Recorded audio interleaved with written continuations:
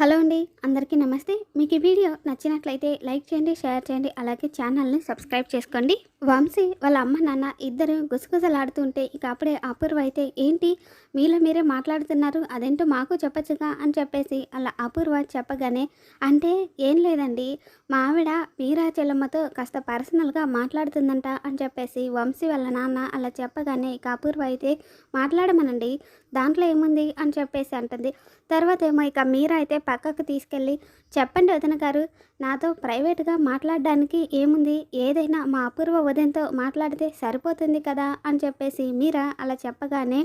ఆవిడతో మాట్లాడితే సరిపోతుంది అనుకోండి, కానీ ఇప్పుడున్న సిచ్యువేషన్లో ఆవిడతో మాట్లాడితే సరిపోదు అని చెప్పి మీతో మాట్లాడుతున్నాను. మా వియ్యంకులతో మాట్లాడితేనే కదా మాకు ఒక క్లారిటీ వచ్చేది అని చెప్పేసి వంశీ వాళ్ళ అమ్మగారు అలా చెప్పగానే ఇక మీరైతే అయితే ఉండండి, మా ఆయన్ని కూడా తీసుకొస్తాను అని చెప్పేసి మీరా అంటుంది. అయ్యయ్యో మీ ఆయన ఏం వద్దులేండి, ఇప్పటికే అపూర్వ గారు చేసిన అవమానానికి మీ ఆయన భూమి లోపలికి కూరుకుపోయారులేండి, ఇప్పుడు పైకి తవ్వి తీసుకొచ్చేసరికి టైం పడుతుంది, వద్దులేండి మీరు వినండి అని చెప్పేసి వంశీ వాళ్ళ అమ్మగారు చెప్పగానే ఏంటండి అలా మాట్లాడతారు, మా వారు బాగానే ఉన్నారు కదా అని చెప్పేసి మీరా అంటుంది. ఇక వంశీ వాళ్ళ అమ్మగారు అయితే నువ్వు ఇంత తింగరదానివి కాబట్టి మీ ఆయన నిన్ను ఈజీగా బుట్టలో వేసుకొని రెండో పెళ్లి చేసుకున్నాడు అని చెప్పి తన మనసులో అనుకొని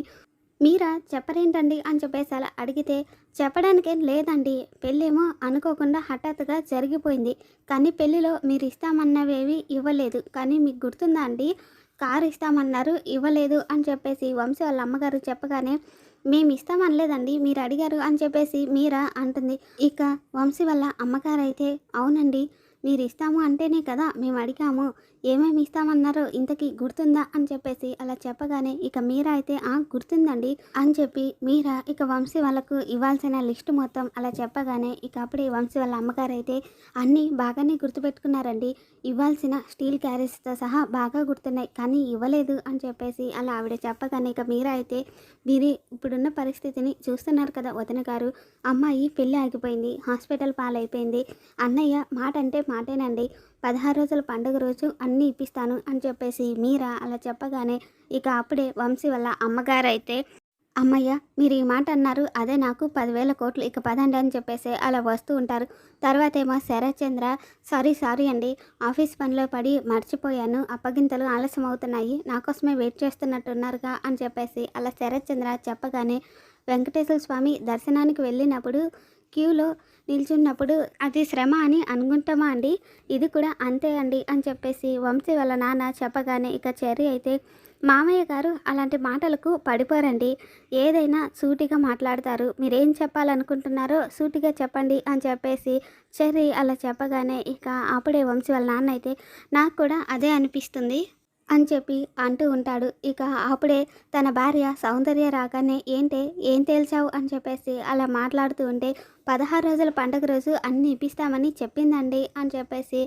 వంశీ వాళ్ళ అమ్మ సౌందర్య చెప్పగానే ఇక వంశీ వాళ్ళ నాన్న అయితే అబ్బాయి వంశీ ఆలస్యం అయిపోతుంది పద బయలుదేరదాం అమ్మాయిని తీసుకుని అని చెప్పేసి అంటూ ఉంటే ఇక వంశీ అలానే ఇందు ఇద్దరు కూడా శరత్ చంద్ర అపూర్వ దగ్గర ఆశీర్వాదం తీసుకొని ఇక ఇందు అయితే అత్తయ్య నేను నిన్ను చాలా మిస్ అవుతున్నాను అని చెప్పేసి అలా బాధపడుతుంటే పిచ్చి పిల్ల వంశీ వాళ్ళ ఇల్లు ఏమైనా దూరంగా ఉందా, ఎప్పుడు కావాలంటే అప్పుడు చూడొచ్చు అని చెప్పేసి అపూర్వ అంటుంది. తర్వాత ఏమో శరత్ చంద్ర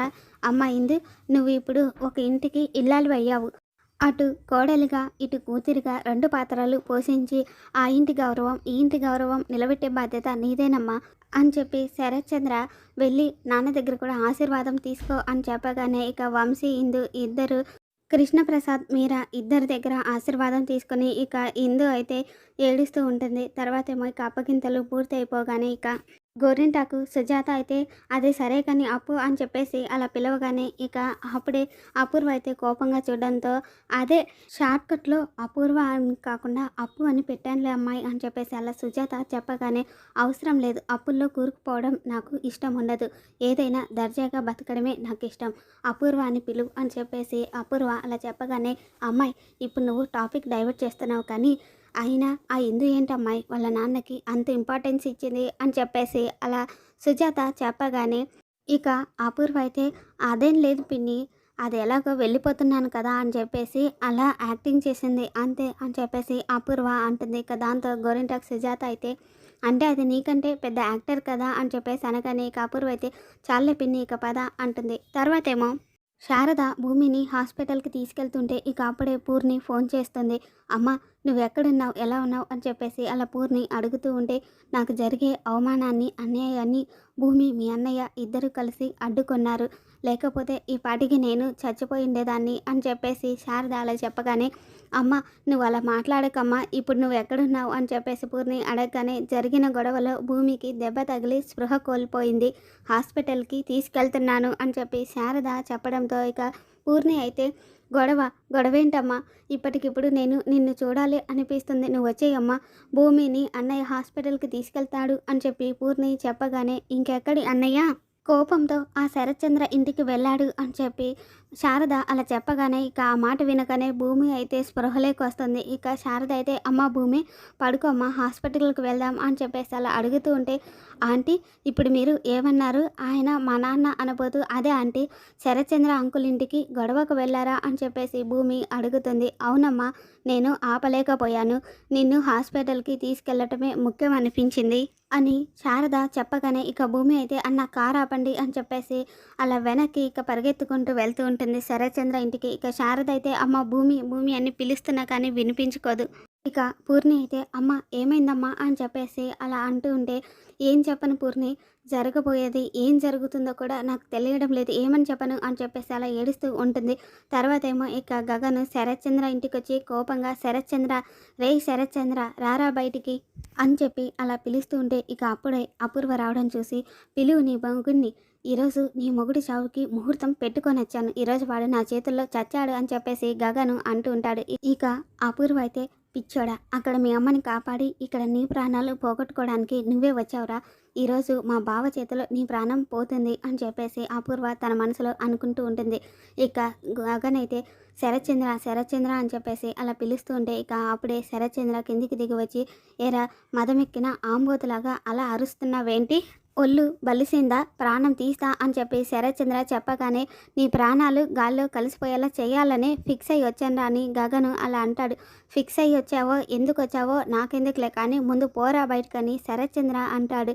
రేయ్ నేను పోవడానికి రాలేదురా, నీ ప్రాణం తీయడానికి వచ్చాను, మాట తప్పినా నీలాంటి వాడు బ్రతకడానికి వీల్లేదు అని చెప్పి గగను అలా అంటూ ఉంటే ఇక అప్పుడే కృష్ణప్రసాద్ వాళ్ళ అమ్మగారైతే, బాబు గగన్ అసలు ఏం జరిగిందిరా, ఎందుకు ఇంత ఆవేశంగా ఉన్నావు అని చెప్పేసి అడుగుతుంది. ఇక దాంతో గగన్ అయితే, ఇందు పెళ్లి జరిపిస్తే మా అమ్మని వదిలేస్తాను అని చెప్పి తీరా ఇందు పెళ్లి జరిపించాక మా అమ్మకి ఒక రౌడీ చేత తాళి కట్టించాలి అని చూశాడు. రే శరత్చంద్ర, ఈరోజు నిన్ను నా చేతుల్లో చావకుండా ఆ దేవుడు కూడా కాపాడలేడు అని చెప్పి గగను అలా చెప్పగానే ఇక శరత్చంద్ర అయితే, రే ఊరుకుంటున్నా కదా అని చెప్పి నీ ఇష్టం వచ్చినట్టు పిచ్చి పిచ్చిగా వాగుతున్నావు, నేను మీ అమ్మకి ఒక రౌడీ చేత తాళి కట్టించాలి అని అనుకోవడం ఏంటి, మతి ఉండే మాట్లాడుతున్నావా లేక మతి లేకుండా మాట్లాడుతున్నావా అని చెప్పి శరత్చంద్ర అలా చెప్పగానే, నాటకాలు ఆడుకు అని చెప్పేసి గగను అంటాడు. నాటకాలు ఆడాల్సిన అవసరం నాకు లేదురా, అంత నీచానికి పాల్పడాల్సిన అవసరం లేదు అని చెప్పి శరత్చంద్ర చెప్పగానే ఇక గగన్ అయితే, నిజాన్ని నీ అంతట నువ్వు ఒప్పుకుంటే నొప్పి తెలియకుండా పైకి పంపిస్తాను, అదే అబద్ధాన్ని నిజం చేయాలి అని ప్రయత్నిస్తే నా ప్రాణాలు తీసేయి అని చెప్పి నా కాళ్ళు పట్టుకొని ప్రాధేయపడేలా చేస్తాను అని గగన్ అంటాడు. రే ఈ తాటకు చప్పుల్లోకి భయపడేవాడు కాదురా ఈ శరత్చంద్ర, మాట తప్పని మడమ తిప్పని వంశంరా మాది, మాట తప్పితే ప్రాణం పోయినట్టే అని శరత్చంద్ర అనగానే, అయితే మా అమ్మకి ఆ రౌడీతో పెళ్లి చేయాలని ఎందుకు చూసావు అని చెప్పేసి గగను అడుగుతాడు. ఇక దాంతో శరత్చంద్ర అయితే, నేను మీ అమ్మకి పెళ్లి చేయాలి అని అనుకోవడం ఏంటి, అసలు నిజమేంటో నేను ఇప్పుడే నీకు తెలిసేలా చేస్తాను, ఆ రౌడీకి ఇప్పుడే కాల్ చేసి నిజమేంటో వాడితోనే చెప్పిస్తాను అని చెప్పేసి ఇక శరత్చంద్ర ఆ రౌడీకి ఫోన్ చేస్తూ ఉంటే ఇక అప్పుడే అపూర్వ అయితే, ఆగు బావా, ఆ రౌడీతో శారదకి తాళి కట్టమని చెప్పింది నేనే అని చెప్పేసి అలా చెప్పగానే ఇక ఇంట్లో అందరూ షాక్ అయిపోతారు. తర్వాతేమో శరత్చంద్ర, ఏంటి నువ్వా అపూర్వ, నీకేమైనా పిచ్చి పట్టిందా, ఎందుకు అలా చేస్తావు అని చెప్పేసి అలా అడుగుతూ ఉంటే, కారణం ఉంది బావా, మన కుటుంబం పరువు కోసమే చేశాను, మీరా జీవితాన్ని నాశనం చేయకని ఎన్నిసార్లు బతిమలాడినా ఆ కృష్ణప్రసాద్ సందు దొరికితే చాలు ఆ ఇంట్లోనే ఉంటున్నాడు, చూసే నలుగురు ఆ కృష్ణప్రసాద్నే అంటూ ఉంటే బాగుండను, పలానా శరత్చంద్ర భర్త ఇలా చేస్తున్నాడు అని చెప్పి ఊరంతా కోడి కూస్తూ ఉంటే నాకు తల కొట్టేసినట్టయింది బావా.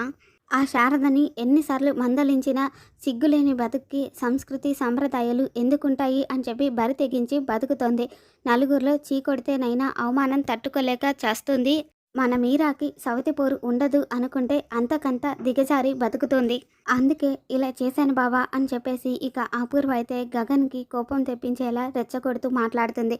మరి రాబోతున్న ఎపిసోడ్లో ఏం జరుగుతుందో మళ్ళీ మన ఛానల్లో తెలుసుకుందాం. Thanks for watching.